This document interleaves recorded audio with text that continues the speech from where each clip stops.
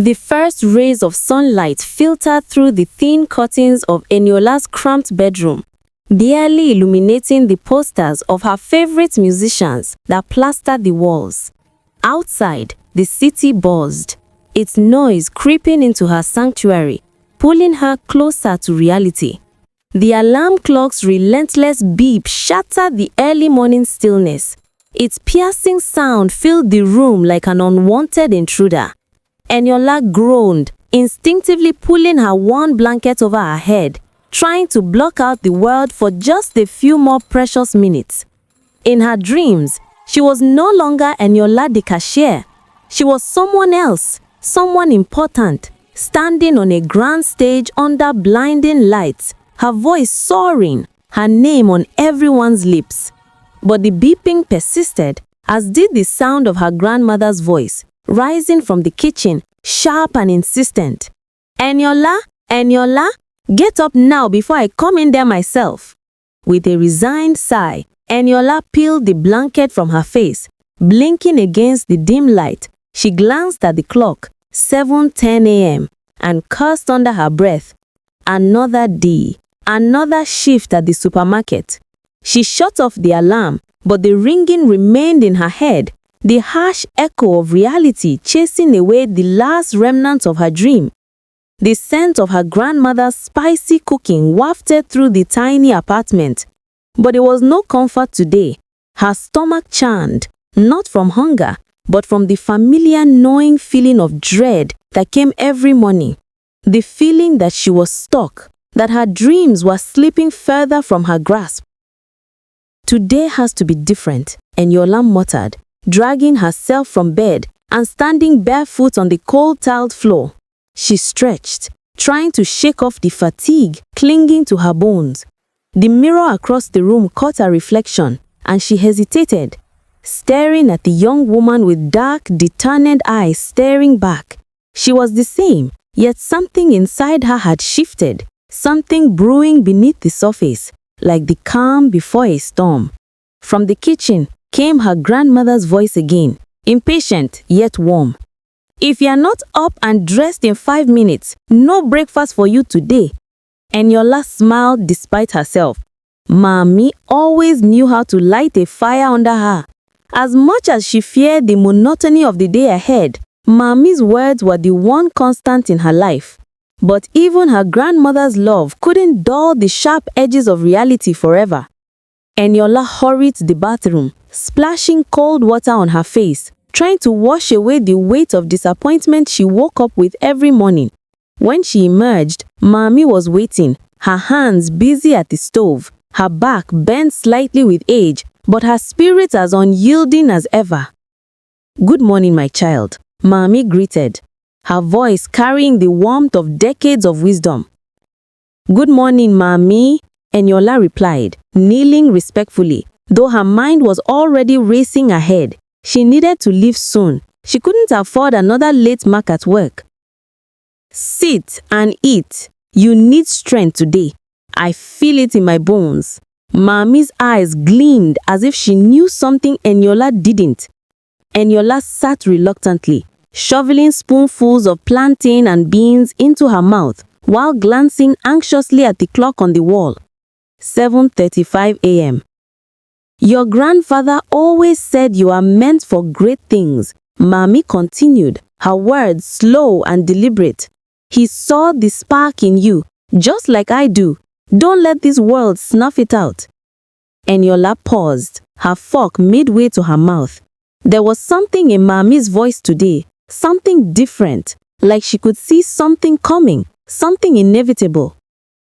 "I know, Mommy," Eniola said, her voice soft. "I just need a chance."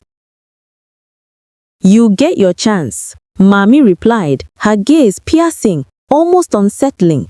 "But be ready when it comes. You don't want to let it pass you by."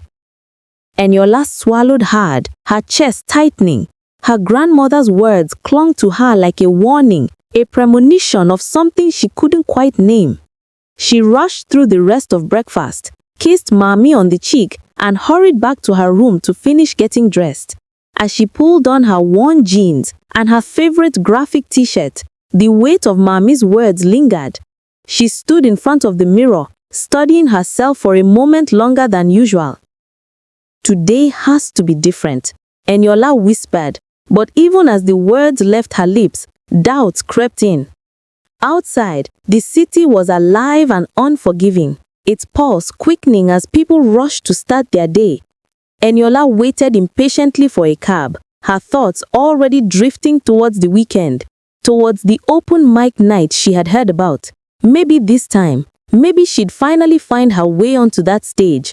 But even that sliver of hope felt distant, almost unreachable. The cab finally pulled up. Eniola climbed in, her heart heavy as the familiar streets of Lagos flashed by. The driver muttered a curse at the traffic, but Eniola barely noticed. Her mind was elsewhere, lost in the whirlwind of what-ifs and the distant echo of Mami's voice. When the cab stopped outside Domino stores, the sight of the building made her stomach sink. She paid the driver and stepped into the cold, fluorescently lit space, bracing herself for another day of monotony. Late again, I see. Madam Kechi is already looking for you. Better hurry. Eniola forced a smile. Thanks for the heads up. But no amount of humor could erase the pit growing in her stomach. As she headed towards her station, Madam Kechi's sharp voice rang out, slicing through the chatter of the busy store.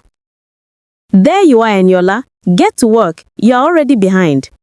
Eniola nodded silently, the weight of the day pressing down on her like a lead blanket. As she settled into her station, scanning groceries and offering forced smiles to customers, her mind wandered. Something was coming. She could feel it, like the distant thunder on a clear day. But what? And when? As she walked, the city hummed outside, alive with possibilities, while inside, Eniola's heart raced with a mixture of dread and anticipation.